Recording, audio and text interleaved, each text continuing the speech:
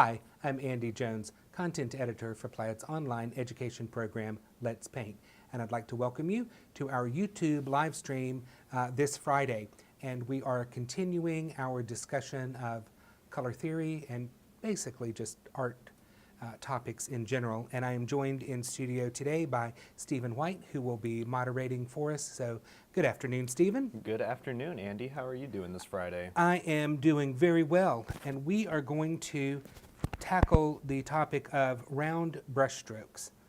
And so while this is not necessarily a color theory topic, I think being able to use your art materials correctly is important. Now, Andy, I'm not an expert in painting like yourself, but I would assume that round brush implies that it is going to be rounder. Is that way off? Let me tell you exactly what makes a round brush round. Let's do that. The fact that the metal part of the paintbrush, which is called a ferrule, that's spelled F-E-R-R-U-L-E, and it's basically one of the three main parts of a paintbrush. You have the handle, you have the ferrule, and you have the bristles. So this ferrule is round, and the bristles are round in the ferrule and generally come to a nice point. So that is what makes a round brush round.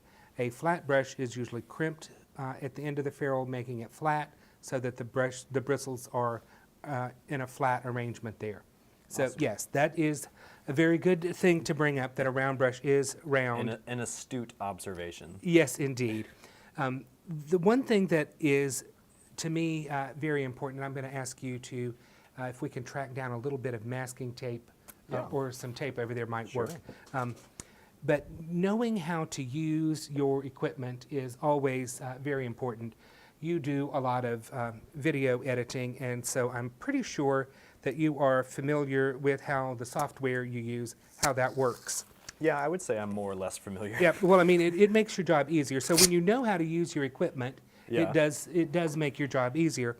So as an artist, knowing how your materials and supplies work is important, and having control over your brushes is vital. So I'm going to put a little flag here on the end of this paintbrush, and as we are working, you will be able to see if this flag moves. So if I am, are we overhead now? We're overhead. Okay, so if I move the brush in my hands, you might not notice what's happening with my fingers, but you can definitely see that flag move. So when I tell you that we are not twisting or turning the brush in our hands, you'll see the flag remain stationary. If you need to move it, you can see the flag turn. All right, so just like with anything else, getting everything ready to do some brushstroke work is important. And I am using the wonderful Folk Art acrylic paints, and we are using the set, which is Folk Art 13491. Okay. And I'll type that in the chat for anybody who wants to find it. We would all appreciate it if you did that. Absolutely. And this is available at? Walmart. Okay, so you can get this at Walmart. It's available at Walmart, or the link for the kit is in the description below. If Okay, that makes that's it easier perfect. for you to find. Yes, thank you so much, Stephen. Of course. The Folk Art paint is always a beautiful consistency as it comes out of the bottle, but that consistency is not what you need for brushstroke work. You need to have your paint a bit thinner than it is when it comes out of the bottle. So I am thinning my paint with some water, which is the great thing to thin our paint with, our acrylic paint with, for brushstroke work. And I want my paint to be the consistency of bird poop. Yes, that's right, good bird poop. And you will remember that as a great way to understand how thick or thin the paint should be. So when you scoop up the paint on your palette knife, it should plop off of your palette knife without any problem. If it's a little slow to drop off the palette knife, add a little more water, mix it in thoroughly, and then you can scoop it up and it plops off just like bird poop, and that is the consistency that we want our paint to be. So one of those things not easy to forget. Andy, I just want to let you know Wendy Hosea has checked in. Okay. She said flags are waving here today. Oh, Yes, so I am going to begin to load, this is probably a number 4 or 5 round brush, and I'm loading it full of the Folk Art acrylic paint, and I'm patting the brush into the paint. And I want to do that because my brush is round and I need to spread the bristles out so that when they contract back, they pull the paint into the brush. And some people will say you should keep the paint out of the ferrule of your brush, and I say you should clean your brush thoroughly when you're done. So if you're spending more time trying to keep paint out of the ferrule, you're wasting time doing that. Just go ahead and let the paint go where it needs to go, but then clean your brush thoroughly when you have finished painting.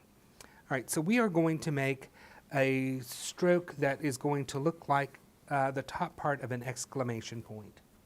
All right, so I am just working on some cardstock here, which is a great thing to practice on. It's a little heavier than regular copy paper, and it won't buckle up on you quite as much. So to do this, I'm going to touch the brush to the surface of the paper, and then I'm going to apply a lot of pressure to spread those bristles out, and I'm going to begin at that point to start to lift up on the brush and drag the brush to a point. So I may give the brush a slight quarter turn as I am pulling so that I can make sure that those bristles come back to a nice point. So let's touch the brush to the surface, apply pressure.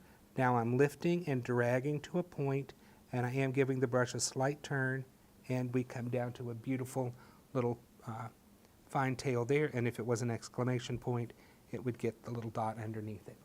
This is a straight stroke with a round brush. It's not difficult to do if you practice, but the technique of touching the brush to the surface, applying pressure, pulling, lifting, and dragging to a point is something that you need to master. And did your flag turn at all during Just that? a slight turn. Let's start another one so that the flag is over here so that you can see that.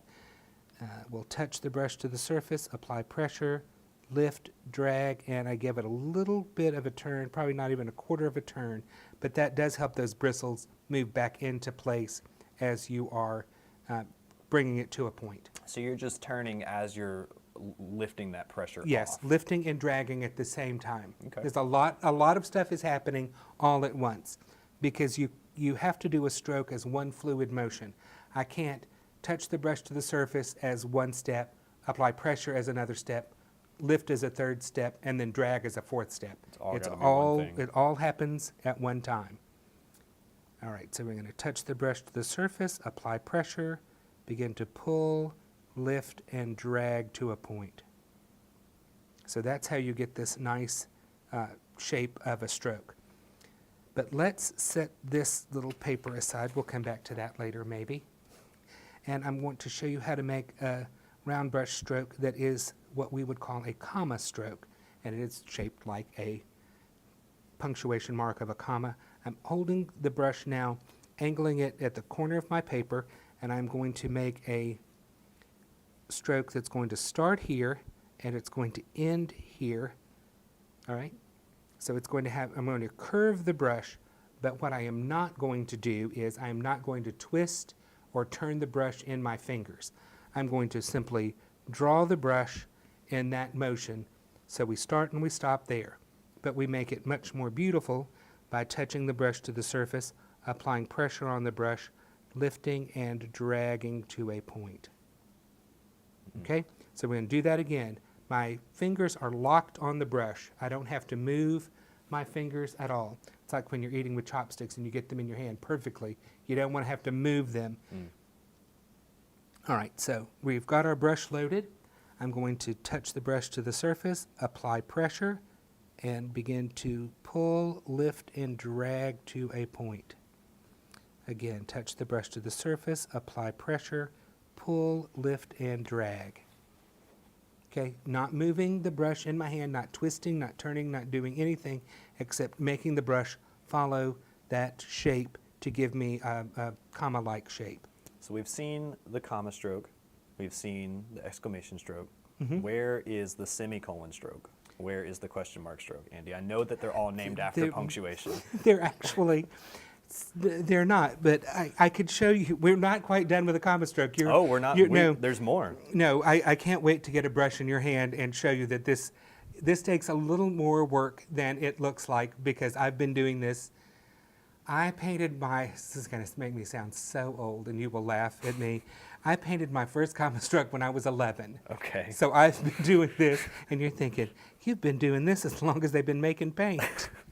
So not quite that old, but I mean... that was the year after they invented red, right? Yes. Yeah, okay. So for a good long while, so I'm going to make a common stroke angled the other direction, and it's the same technique. I'm simply, instead of moving my brush this way, I'm moving it that way. So I'm going to touch the brush to the surface, I'm going to press, I'm going to lift, and I'm going to drag to a point.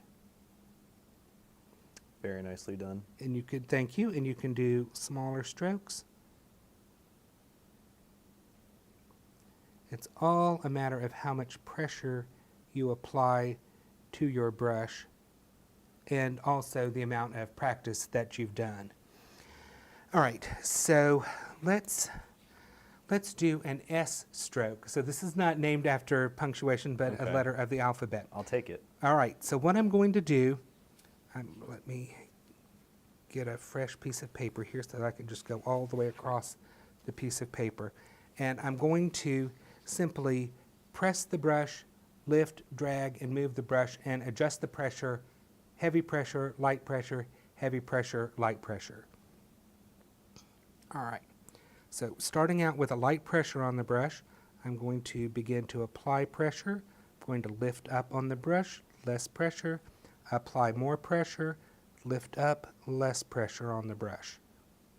So even I am impressed with the way that worked out. I mean, That was clean. you got to love what you do sometimes.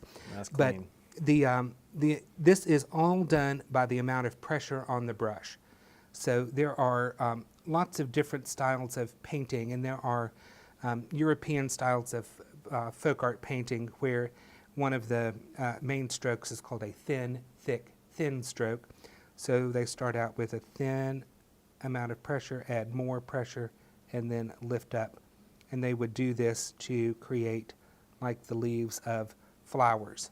So just all about the amount of pressure that you put on your brush. Now I'm going to, like I said, we'll come back to one of these pages. So let's come back to our little common strokes here.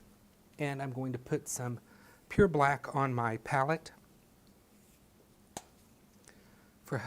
for what I am hoping is going to be a dramatic demonstration. But one never knows how this is going to work out. So I need to have my paint thinned down. And you're just going to use some water? I am just using water for this. For some applications, I might thin my paint down with some floating medium, but for stroke work, and especially for practicing stroke work, water is the best medium that you could use to thin your paint. And that's not quite like bird poop, but we'll get it there in just a moment. And keep in mind that if you are painting and you are in somewhat of an arid climate, you may need to stop and thin your paint down maybe after 15 or 20 minutes of painting, because your paint will thicken up. All right, I'm going to put two colors on my brush at the same time. So I'm going to push some of this paint over so that I have a nice clean edge to work against. And I'm going to do the same thing with my red, so I've got a nice clean edge to work against. Now, if I was using a flat brush, it's already spread out for me. But our round brush, as we know, is not spread out for us, so we have to spread the brush out ourselves. So I will apply pressure to the brush to spread it out, and I'm picking up a nice amount of red paint. And then I'm going to turn my brush over, and I'm going to just sneak the edge into the black paint. And then we'll blend this on our palette to work that color into the brush.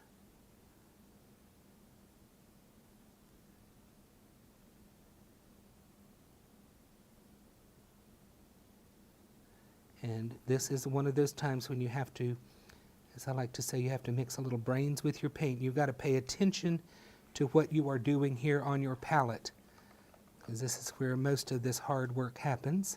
Andy, we have a comment here with a question that We did touch on a little bit earlier, but maybe it'd be good to bring it up again. Of course. Marlene asked what type of paper is being used. I am using just some heavy cardstock that you could use for your home printer. It's nothing special. But you chose cardstock so it won't buckle on Yeah, you. it's not going to wrinkle up like regular copy paper would. All right, so now that I've got my brush thoroughly loaded with my red and black, very ladybug action going on here, I'm going to repeat a comma stroke, and it's done the exact same way, but now we have two colors on our brush. So we are going to touch our brush to the surface, we're going to apply pressure on that brush, we're going to pull, lift, and drag to a point. And that didn't quite come to a point, but we're faking it there. But you could see that we've got the two different colors on our brush. And I'm going to break all the rules, and I'm going to get a little bit of white out because I want you all to see what this looks like when you just tip your brush into a different color. So I'm going to thin this white down because I need my paint to all be basically the same consistency.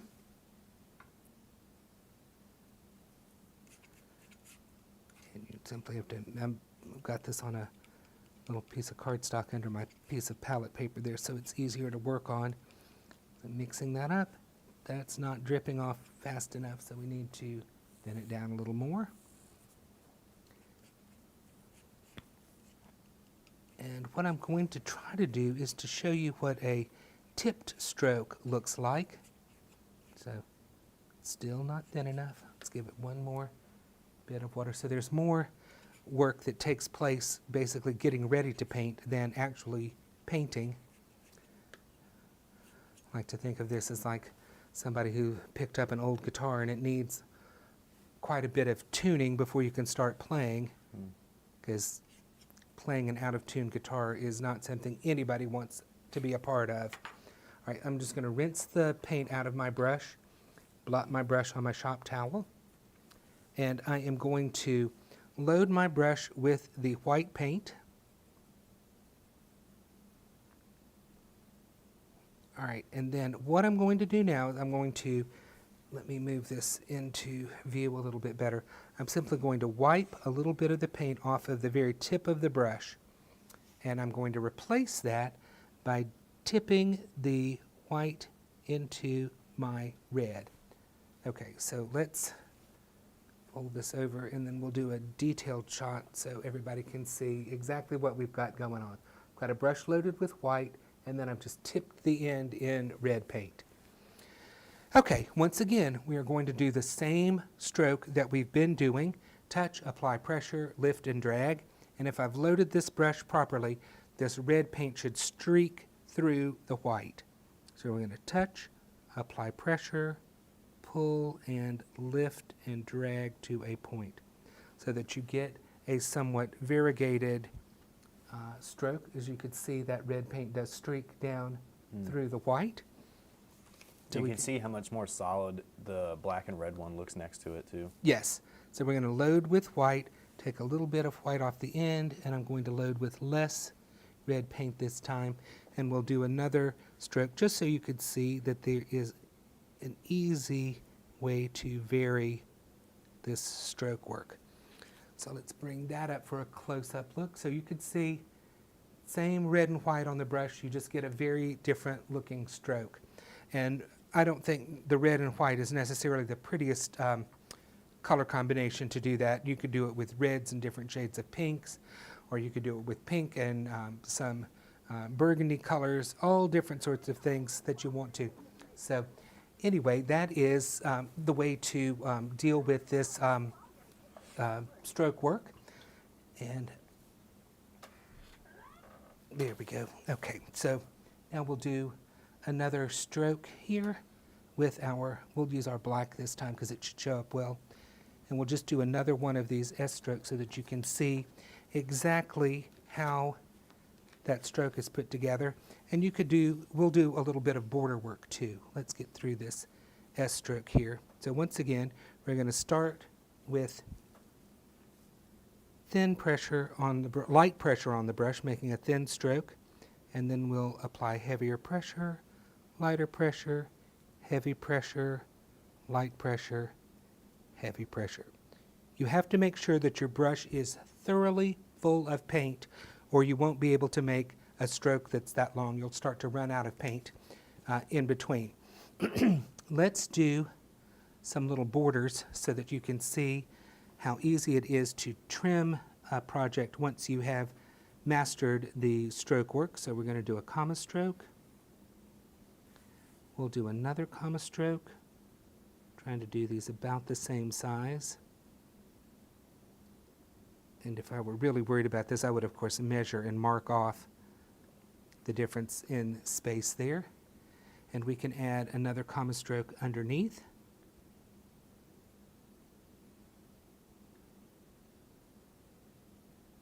Again, using less pressure on the brush.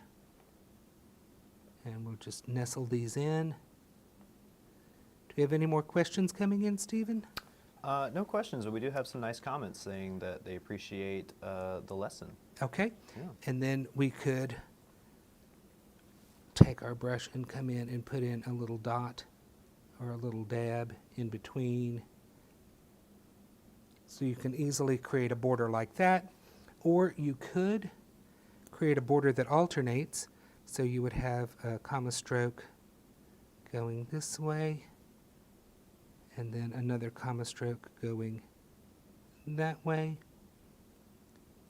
So there's an endless amount of combinations that you can do to create different types of borders. Just repeating the same combination or alternating, things like that. You could take one of these S-stroke borders and you could come in and add in a nice comma stroke that follows the shape of those strokes.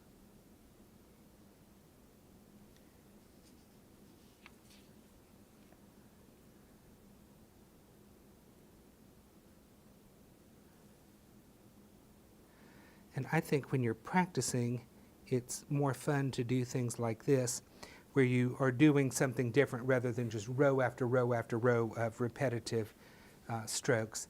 Like when you were taking piano lessons, no one wanted to play scales endlessly. It was always more fun to play a little song or do something like that. So I think your stroke work, having some fun doing some different things, practicing different directions of your strokes, and of course everything comes right back to our basic stroke. So again, this is the one where you touch, you apply pressure, you pull, lift, and drag to a point. So this is the stroke that starts it all. It is the basic stroke, it's the elemental stroke that you need to be able to practice, and this is all about controlling the amount of pressure that you put on the brush and how you can release and control that pressure.